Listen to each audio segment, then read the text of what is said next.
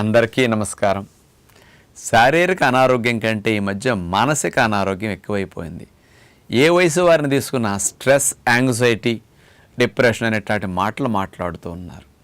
అందుకని ఒత్తిడి, stress, anxiety లాంటివి బాగా తగ్గటానికి ప్రాణాయామం, యోగ విద్య అద్భుతంగా ఉపయోగపడుతుంది. ప్రాణాయామం చేస్తే ఈ ఒత్తిడి చాలా, స్ట్రెస్ అండ్ యాంగ్జైటీ బాగా తగ్గుతుందండి. ఎందుకంటారా?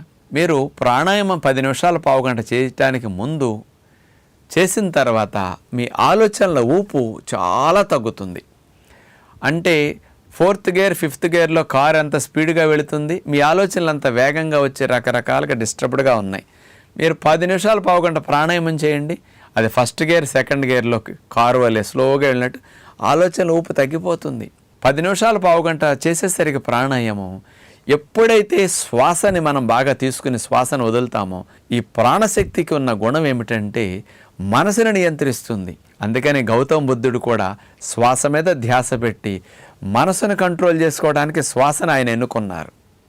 మన ఋషులు కూడా ఇంద్రియాలని, మనసుని నిగ్రహించడానికి ముందు యోగ విద్యలో ప్రాణాయామ విద్యనే బాగా అభ్యాసం చేశారు. అందుకని మనిషి అంటే మనసు, ఒక్క మనసుతోడు ఉంటుంది సకలము. అందుకని మనసును నియంత్రించాలంటే శ్వాసతో నియంత్రించవచ్చు. ఆ శ్వాసను సవ్యంగా తీసుకుని రాకపోకలు సరిగా జరిగేటట్టు చేసే ఏర్పాటే ప్రాణాయామము. మంచి ప్రాణవాయు యొక్క ప్రయాణం మంచిగా సాగేటట్టు చేసేది ప్రాణాయామం. అలాంటి ప్రాణాయామాన్ని 5-10 నిమిషాలు చేశాక మీరు ధ్యానం చేయండి.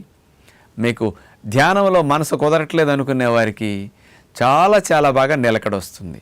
ప్రాణాయామం చేసి మీరు కాస్త సైలెన్స్లో కూర్చోండి.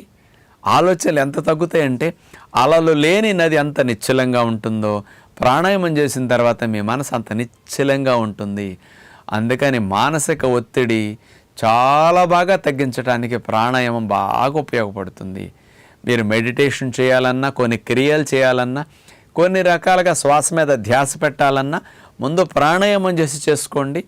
మానసిక సంబంధమైన సమస్యలన్నిటికీ ఒత్తిడి తగ్గించుకోవటానికి, మనసుకు ప్రశాంతతను చేకూర్చడానికి ప్రాణాయామం, యోగ విద్య చక్కగా ఉపయోగపడుతుంది. మహానుభావులైన ఋషులు ఈ స్థితి పొందటం కోసం ఆసనాలు, ప్రాణాయామాన్ని కనిపెట్టి వారు దాని ద్వారా మంచి ఫలితాలు పొంది అంత ఏకాగ్రతతో, మానసిక స్థితితో ఆ విద్యను మనకు అందించారు. కాబట్టి యోగ విద్య ఋషి విద్య. దీన్ని వదలకుండా అభ్యాసం చేసి మానసిక ప్రశాంతతను పెంపొందించుకుందామని విజ్ఞప్తి చేస్తూ నమస్కారం.